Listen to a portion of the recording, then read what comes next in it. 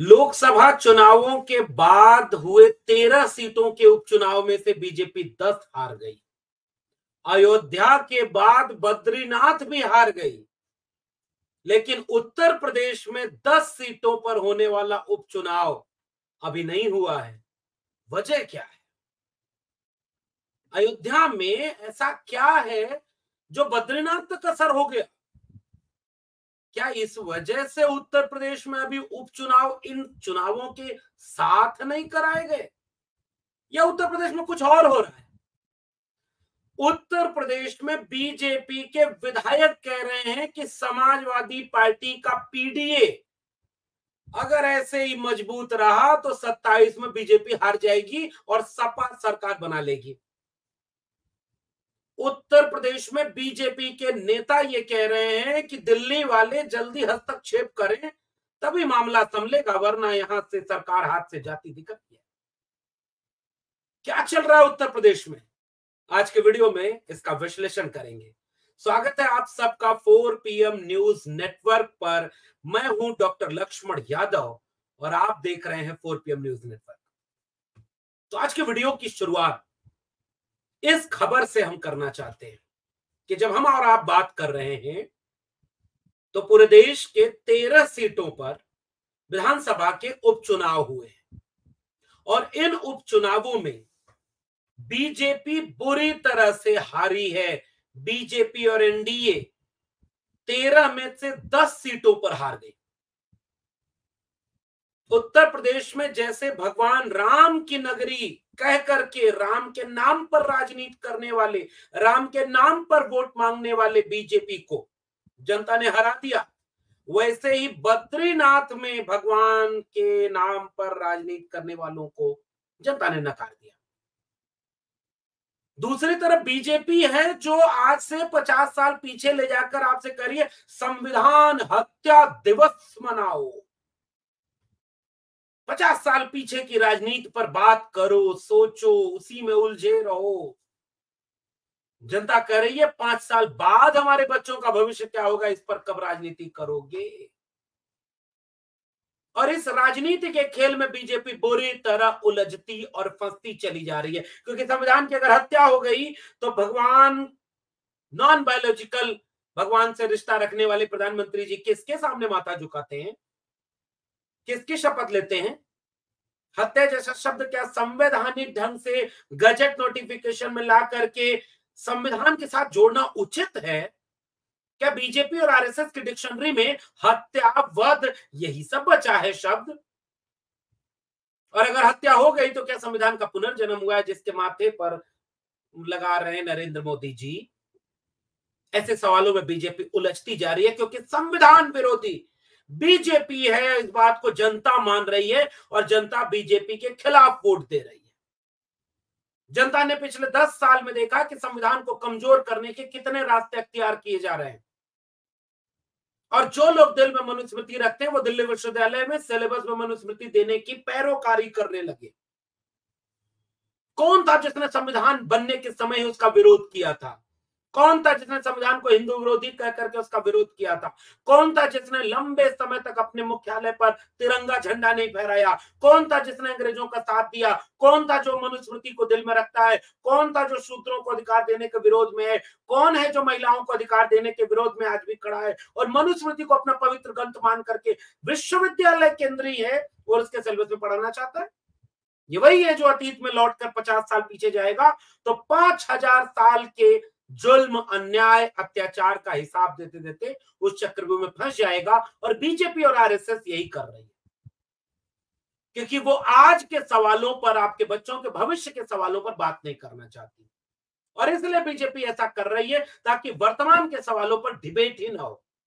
और वो बुरी तरह से घिर चुकी है भारतीय जनता पार्टी, और संविधान विरोधी पार्टी होने का तमगा लगा करके भारी संख्या में जनता ने बीजेपी के खिलाफ वोट किया, और जिसका उदाहरण है उत्तर प्रदेश का चुनाव। उत्तर प्रदेश वो प्रदेश है जहां से प्रधानमंत्री नरेंद्र मोदी खुद चुनाव लड़ते हैं। उत्तर प्रदेश वो प्रदेश है जिसमें 3 दशक की बीजेपी की राजनीति का केंद्र अयोध्या है। उत्तर प्रदेश वो प्रदेश है जहां काशी विश्वनाथ का काशी कॉरिडोर बनाया बीजेपी ने, अयोध्या में राम मंदिर बना करके उसका क्रेडिट लिया बीजेपी ने, फिर भी बीजेपी बुरी तरह से अयोध्या हार गई। उसके बाद से ही उत्तर प्रदेश की राजनीति में उठापटक मची हुई है। और जिस वीडियो का जिक्र हमने इंट्रो में किया था, उस वीडियो को फिर से पूरा देखिएगा। ये बीजेपी के विधायक हैं और बीजेपी के विधायक तारीफ किसकी कर रहे हैं? समाजवादी पार्टी के पीडीए की तारीफ कर रहे हैं कि ये जो पीडीए चल रहा है ना, ये जनता में बड़ा पॉपुलर हो रहा है। पता है पीडीए क्या है? समाजवादी पार्टी ने घेरा कैसे बीजेपी को, क्योंकि ये वही भारतीय जनता पार्टी है जिसने समाजवादी पार्टी को यादवों की पार्टी, बहुजन समाज पार्टी को जाटवों की पार्टी कह करके, बाकी दलित और पिछड़े गैर यादव दलित ओबीसी, गैर यादव ओबीसी समाज को और गैर जाटव दलित समाज को भ्रमित किया, झूठ बोला, धोखा दिया कि बीजेपी के साथ चले आओ, हम आपको वो हक दिलाएंगे जो सपा और बसपा ने आपको नहीं दिया। बीजेपी के इस राजनीति का फायदा मिला और इस राजनीति के करने वालों को, अलग अलग जातियों को बरगलाकर हर जाति के लोगों को साधने वाले नेता अमित शाह को चाणक्य कहा गया, सोशल इंजीनियरिंग कह दिया गया। और जब ये बात अखिलेश यादव जैसे नेता को समझ आ गई, उन्होंने पीडीए की रचना की और चक्रव्यूह की रचना करके जिस समाजवादी पार्टी को केवल यादवों और मुस्लिमों की पार्टी कहने का टैग लगाया गया, बाकायदा इन्वेस्ट करके टैग बनाया जाता है ताकि बाकी जातियों में 46 में 56 एसडीएम यादव बन गए। मुख्यमंत्री बोल रहे हैं, स्लिप ऑफ टंग है, लेकिन 86 में 56 एसडीएम कौन बने? यादव। किसकी सरकार में? अखिलेश यादव की सरकार में। आज तक योगी आदित्यनाथ पिछली बार क्या हुआ कि सदन में खड़े होकर बोल दिए कि ये तो केवल यादव, सबूत नहीं दे पाए। और जब अखिलेश यादव ने पूछा कि सबूत दिखाओ, कागज दिखाओ, बीजेपी नहीं दिखा पाई, क्योंकि बीजेपी झूठ पर राजनीति करती है और बीजेपी ने झूठ बोलकर अति पिछड़े समुदाय के, दलित समुदाय के लोगों को बरगलाया।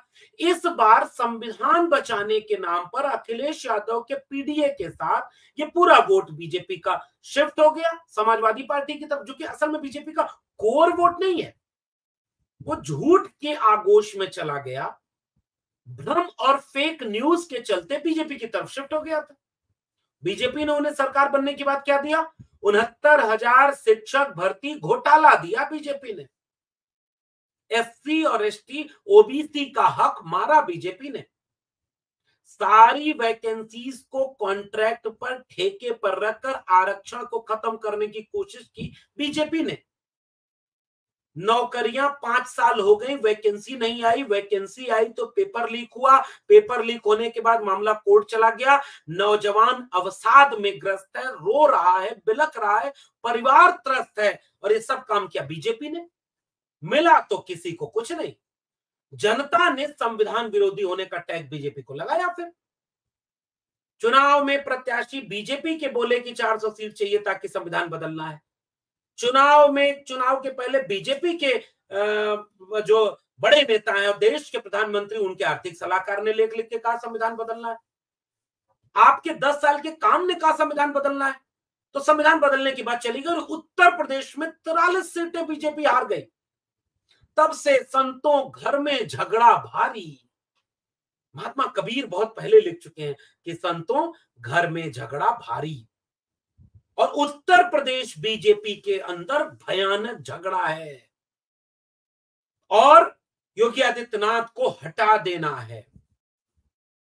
योगी आदित्यनाथ जो उत्तर प्रदेश के मुख्यमंत्री हैं, उनको हटाकर उनका शिवराज सिंह चौहान कर देना है। वहां तो चुनाव था, चुनाव जिसके चेहरे पर लड़ा गया, जो पॉपुलर मुख्यमंत्री थे, वो शिवराज सिंह चौहान चुनाव जीतने के बाद मुख्यमंत्री नहीं बनाए गए। चलो भाई, राजनीति बदली, लाखों वोट से जीते, केंद्र में मंत्री बन गए। विजय वसुंधरा राजे सिंधिया पर्ची पकड़ा दी गई, अब आपकी छुट्टी। मनोहर लाल खट्टर पर्ची पकड़ा दी गई, जाओ भैया छुट्टी। राज्य छीन लिया गया ना, केंद्र में मंत्री बने बैठे रहो, पता नहीं पीए भी अपनी मर्जी का रख पाओगे कि नहीं। तो मनोहर लाल खट्टर केंद्र में, शिवराज सिंह चौहान वहां। योगी आदित्यनाथ हटाए जाएंगे तो क्या केंद्र में जाएंगे क्या? क्योंकि वहां तो झगड़ा हो रहा है। पहले होता था मोदी नहीं तो कौन, अब हो रहा है मोदी के बाद कौन। और अगर हिंदू चेहरे के रूप में, कट्टर हिंदू चेहरे के रूप में बीजेपी और आरएसएस के लोगों के पसंद अगर योगी आदित्यनाथ हो गए तो दिल्ली में बैठे लोगों की बेचैनी बढ़ना स्वाभाविक है। और इसके चलते वहां पर उत्तर प्रदेश में खलबली मची हुई है। लेकिन इस बार जिस चेहरे पर आरएसएस और बीजेपी के लोगों ने 7 साल पहले खेल किया था, वो चेहरा कमजोर तो निकला नहीं, उसने अपनी लॉबिंग तैयार कर दी और घर में झगड़ा भारी। अब क्या हुआ, डिप्टी सीएम लोग दिल्ली रह गए, मुख्यमंत्री चले आए यहां। वहां मीटिंग पे मीटिंग हुई जा रही है, अंदर से राजनीति पे राजनीति हुए जा रही है। चलो बीजेपी के घर में विधायक अब बोलने लगा कि भैया दिल्ली वालों आओ, वरना सपा का पीडीए सरकार 27 में छीन लेगा। इशारा समझ रहे हैं ना? दिल्ली वालों इशारा करो। दिल्ली वालों ने कोशिश पहले जरूर की थी। गुजरात से एक मान्यवर को छुट्टी उट्टी दिला करके, नौकरी छुड़वा करके दिल्ली बुलाया गया, दिल्ली से लखनऊ भेजा गया। लखनऊ घूमते रहे, रहने का घर ठिकाना नहीं मिला, क्योंकि लखनऊ मजबूत हो रहा था, दिल्ली के सामने झुक नहीं रहा था। और लखनऊ ने भी कम बर्दाश्त नहीं किया। जिसको चीफ सेक्रेटरी बनाने की फाइल भेजे दिल्ली लौटा दे, फिर जिसको परमानेंट डीजीपी बनाने की बात करे दिल्ली अड़ंगा लगा दे, जिन अधिकारियों को पोस्टिंग देने की बात करे दिल्ली अड़ंगा लगा दे। लोकसभा में टिकट बांटना है, लखनऊ ने थोड़ी पैरवी कर दी, दिल्ली ने अपनी मनमानी कर दी। नहीं भाई, 5-10 सीट दिल्ली बहुत हो गया, अब हम दिल्ली से चलाएंगे। लखनऊ भी बेचैन, भैया बड़ा चेहरा कौन है यूपी में, मुख्यमंत्री या दिल्ली में बैठे बड़े वाले नेता? ये झगड़ा मामूली झगड़ा नहीं था और ये झगड़ा मामूली रहा भी नहीं। लोकसभा चुनावों के बाद ये झगड़ा और बढ़ गया। और वहीं दूसरी तरफ अखिलेश यादव का पीडीए काम कर रहा है। जिन्हें झूठ बोल करके वोट लिया गया, जिनको धोखा मिला बीजेपी में, उन तबकों को अखिलेश यादव ने एक नए नैरेटिव के साथ अपने साथ गोलबंद कर लिया है। अब वो लग रहा है कि पिछड़े समाज के, अति पिछड़े समाज के कुम्हार, लुहार, बढ़ई, नाई, मोची, निषाद, राजभर, वर्मा और चौधरी, पासी, तमाम जातियों को इतना प्रतिनिधित्व दिया 2024 के चुनाव में अखिलेश यादव ने, सब कुछ पीडीएमय हो गया। और जनता के बीच एक विश्वास जगा कि यार ये अखिलेश यादव, ये राहुल गांधी की जोड़ी ये कमाल कर रही है। बेचैनी बढ़ती चली गई, जनता अब हिसाब मांग रही। आरक्षण विरोधी कौन? बीजेपी। इसका दबाव ये हुआ कि बीजेपी के जो सहयोगी दल हैं उत्तर प्रदेश में, अब वो नाम याद करे जरा, फ्लैश चलाइए कैमरे पर, अनुप्रिया पटेल, बड़ी चेहरा, पीडीए की राजनीति तो वो भी करती हैं, मंत्री हैं केंद्र में, पति राज्य में मंत्री हैं, बहुत ताकतवर हैं। हालत खराब हो गई इस बार, किसी तरह चुनाव जीती, चिट्ठी लिखना शुरू कर दिया। 69,000 शिक्षक भर्ती मामले को बीजेपी ने ठीक से नहीं चलाया। एनएफएस कर अगर शासन में हो रहा है बीजेपी के, तो दलितों पिछड़ों का हक मारा जा रहा है। कौन कर रहा है? अनुप्रिया पटेल। मंत्री किसके साथ है? बीजेपी के साथ केंद्र में। पति कहां मंत्री है? उत्तर प्रदेश सरकार में, आशीष पटेल। चिट्ठी पे चिट्ठी, बयान पे बयान। इससे क्या दिशा दिखलेगी? ओम प्रकाश राजभर, 69,000 मामले को ठीक से हैंडल नहीं किया गया, बात तो सही है। और जैसे ही ओम प्रकाश राजभर के बेटे चुनाव हार गए, जनता को लगने लगा संजय निषाद उनके बेटे चुनाव हार गए। संजय निषाद को आजकल यह समझ में आने लगा, जिसने भी आरक्षण के साथ ठीक सलूक नहीं किया उसे उसका नुकसान उठाना पड़ा है। तो संजय निषाद, अनुप्रिया पटेल, ओम प्रकाश राजभर, इधर पश्चिम में जयंत चौधरी। हालत खराब है, कुछ बहुत ठोस तो मिला नहीं। कहते थे विपक्ष के साथ तलवार और गदा मिलती थी, सत्ता पक्ष में आ गया तो गमले का फूल मिल रहा है। गमले का ही मिलेगा, मुरझा जाएगा, याद रखना। क्योंकि जनता सत्ता पक्ष के खिलाफ थोड़ा माहौल मन बना रही है। उपचुनाव में हरा दी 13 में 10।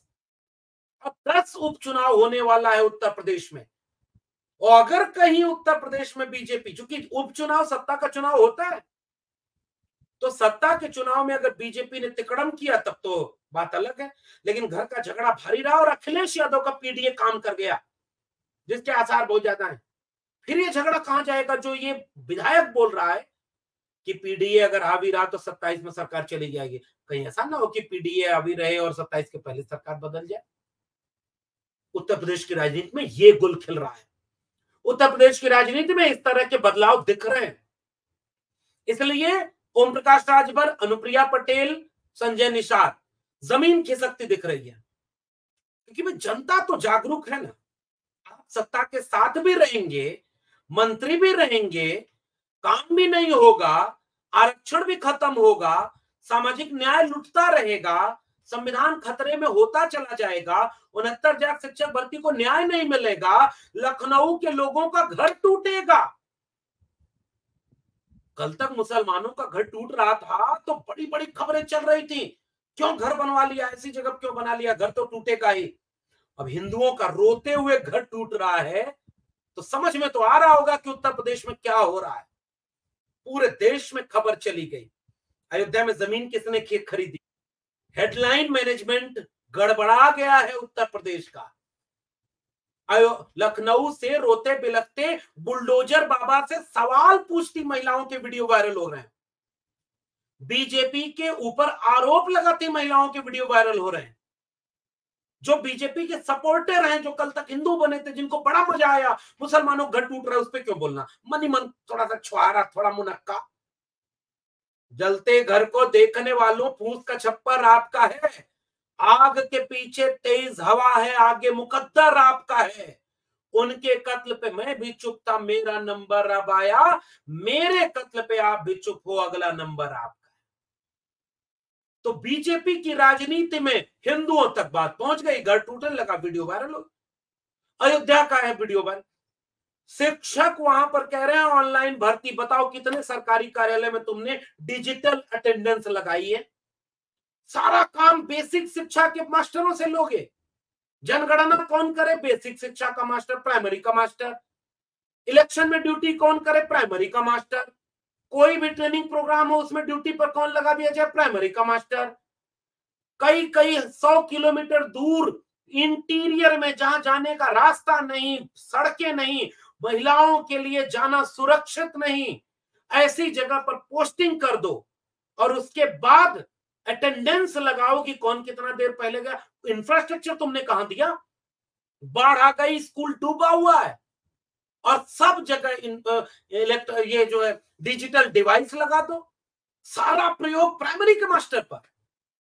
कितना इंफ्रास्ट्रक्चर प्राइमरी के मास्टर को आपने दिया? कितने कंप्यूटर लगे हैं प्राइमरी स्कूलों में? कितने प्राइमरी स्कूलों में बिजली अच्छी है? कितने प्राइमरी स्कूलों में उतने मास्टर हैं जितने मास्टर होने चाहिए? बताओ 5 साल से वहां वैकेंसी क्यों नहीं आई? लाख से ऊपर प्राइमरी स्कूल के लोगों की वैकेंसी खाली है और आप नौकरी नहीं दे रहे हो, सरप्लस हो गए, बच्चे ज्यादा हैं, मास्टर कम है। आप सारा प्रयोग उन्हीं के ऊपर, नाराज हुए मास्टर, वापस लेना पड़ा फैसला। उत्तर प्रदेश में ये हो रहा है। देखिए, हर एक विभाग में अच्छे और बुरे लोग मिल जाएंगे, लापरवाह और अच्छे लोग मिल जाएंगे, लेकिन सरकारी चीजों को बदनाम करके पहले उनकी इमेज डैमेज की जाती है। उनको आप सुविधा देते नहीं, उनको फंड देते नहीं, उनको अधिकार देते नहीं, उनको तमाम तरह से मजबूत करते नहीं ताकि वो अपनी को मजबूत करें। आप लगातार उन्हें कमजोर करते जाओगे, ओवर बर्डन डाल दोगे, सारे तरह का काम करवाओगे, और उसके बाद जब वो कमजोर पड़ेंगे तो कहोगे देखो सरकारी स्कूल के मास्टर पढ़ाते नहीं, सस्पेंड कर दो, नौकरी, वेतन काट लो। कितने लोगों का वेतन काटोगे? तो दोनों तरफ से चीजें चलती हैं। तो जब सरकारी बर्बाद हो जाएगा तो प्राइवेट स्कूल खोल दो, उनसे चंदा ले लो, पार्टी चुनाव लड़ा लो। ये सारा खेल अब सब लोग समझ रहे हैं। तो उत्तर प्रदेश में हर एक जगह से तस्वीरें ऐसी आ रही हैं कि उत्तर प्रदेश में क्योस मचा हुआ है। अयोध्या में बैठक हो रही है बीजेपी के नेताओं की, बीजेपी के नेता अपने ही पार्टी का मजम्मत करने में लग गए। इसका मतलब उत्तर प्रदेश में आने वाले दिनों में कुछ बहुत बड़ा होने के आसार दिख रहे हैं, तैयारी हो रही है, और अगर ये इसी दिशा में रहा तो उत्तर प्रदेश की राजनीति में भूचाल आने वाला है। इसीलिए 10 उपचुनाव जो उत्तर प्रदेश में हैं वो बाकी राज्यों के उपचुनावों के साथ नहीं कराए गए। तिकड़म पे तिकड़म चल रही है। दिल्ली वाले निजाम को लगता है कि बड़का चाणक्य वो है, क्योंकि वो भी चाणक्य की तरह दिखता है, और लखनऊ वाले को लगता है कि उससे बड़का चाणक्य कौन हो सकता है। यूपी में चाणक्यों का टकराव हो गया, इंजन टकरा रहे हैं आपस में, और नुकसान उत्तर प्रदेश की जनता का हो रहा है। 2017 से 2023-24 तक इतने पेपर लीक हुए हैं। उत्तर प्रदेश के नौजवान आक्रोश में, अवसाद में, तनाव में इतने ज्यादा परेशान हैं जिसकी चिंता किसी को नहीं है। सब अपनी कुर्सी में लगे हुए हैं, और जो प्राइमरी के मास्टर हैं उनके ऊपर सारा प्रयोग करके तुम उनका जीना हराम करते रहो। नियम से चलो आप। जो गलत करे प्राइमरी का टीचर उसको सजा दो। पूरे विभाग को इस तरह से मशीन मत बना दो कि वो अमानवीय हो जाए और आपके खिलाफ खड़ा हो जाए। अयोध्या के लोगों का घर टूटा तो आंसू नजर आया। अयोध्या से लेकर लखनऊ तक घर टूटने वालों के आंसू सैलाब बनकर अब उत्तर प्रदेश की राजनीति में खलबली मचाने जा रहे हैं। क्या उत्तर प्रदेश में बीजेपी के भीतर घर का झगड़ा उत्तर प्रदेश की राजनीति में खलबली मचाने जा रहा है? क्या अखिलेश यादव का पीडीए खलबली मचाने जा रहा है? क्या इस बात पर नजर आप भी रखिएगा और हम भी रखेंगे, और जब भी ये होगा इसका विश्लेषण करेंगे। आपको बातचीत कैसी लगी नीचे कमेंट बॉक्स में बताइएगा और अपनी राय बताइएगा। फिर मिलेंगे किसी और टिप्पणी के साथ। तब तक देखते रहिए 4 PM न्यूज नेटवर्क। बहुत बहुत धन्यवाद।